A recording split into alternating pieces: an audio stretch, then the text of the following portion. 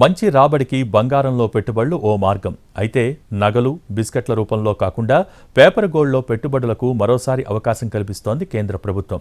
దీనికోసం sovereign gold bonds పథకం ప్రారంభించింది. రేపటి నుంచి 5 రోజుల పాటు ఈ బాండ్స్లో పెట్టుబడులకు అవకాశం ఉంది.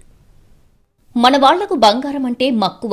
ఇక ధర పెరగడమే తప్ప తగ్గడం తెలియని బంగారాన్ని మంచి పెట్టుబడి మార్గంగా చూస్తుంటారు చాలా మంది. ఇలాంటి వాళ్ల కోసం సావరిన్ గోల్డ్ బాండ్స్ జారీ చేస్తోంది కేంద్ర ప్రభుత్వం.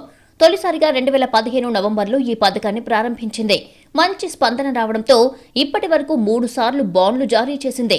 తాజాగా రేపటి నుంచి 4వ విడత గోల్డ్ బాండ్స్ సబ్స్క్రిప్షన్ ప్రారంభం కానుంది. 5 రోజుల పాటు అందుబాటులో ఉంటుంది. అంటే గోల్డ్ బాండ్స్ తీసుకోవడానికి ఈ నెల 16వ తారీఖు ఆఖరి రోజు.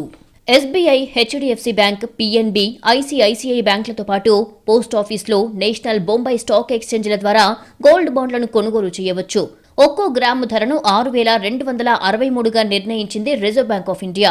ఆన్లైన్లో గోల్డ్ బాండ్లు కొనే వాళ్లకు గ్రాముపై ₹50 తగ్గింపు లభిస్తుంది. అంటే ఆన్లైన్లో ఒక్కో గ్రాము 6,213 లభిస్తుంది. సావరిన్ గోల్డ్ బాండ్స్ కొనేవాళ్లు కనీసం 1 గ్రాము తీసుకోవాలి. వ్యక్తులు, కుటుంబాలు గరిష్టంగా 4 కేజీలు కొనొచ్చు.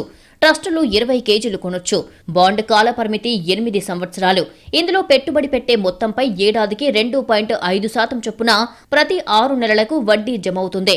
బాండ్ గడువు ముగిశాక వడ్డీతో పాటు కొన్న బంగారానికి అప్పుడున్న ధరను చెల్లిస్తారు. మూలధన లాభాలపై పన్ను మినహాయింపు లభిస్తుంది. బాండ్ కొన్న 5 ఏళ్ల తర్వాత ఎప్పుడైనా పెట్టుబడిని ఉపసంహరించుకునే వెసులుబాటు ఉంటుంది. కాకపోతే మెచ్యూరిటీ ముందే ఉపసంహరిస్తే స్వల్పకాలిక మూలధన లాభాల పన్ను చెల్లించాల్సి ఉంటుంది.